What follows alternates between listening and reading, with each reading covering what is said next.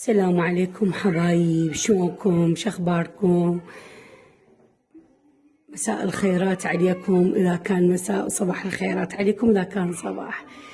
اليوم سوينا تبسي طبعا معشوق العراقيين، مستحيل بيت يخلى إنه كل أسبوع ما يسوي تبسي، وإحنا سويناها اليوم.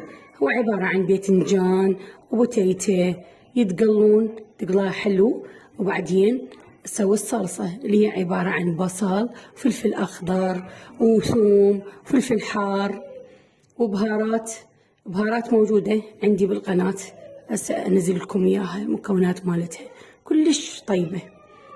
بعدين تنحمس زين الصلصة، تخلي عليها مي ونضيف عليها مكونات التبسي، وتم نبزل سوينا اليوم، وسهمكم العافية. أما عندنا بهارات اللي أنا أستعملها ومعتمدتها، اللي هي نخلي بطاوة قرنفل حب وفلفل أسود حب ودارسين حب وورق الغار، يتحمصون شوية وبعدين ينطحنون بالطاحونة وينضمون بالثلاجة. هاي بهارات لكل الأكلات، مستحيل تجي تقولي لي يعني أكو بهارات خاصة لشي من شي، لا، للحم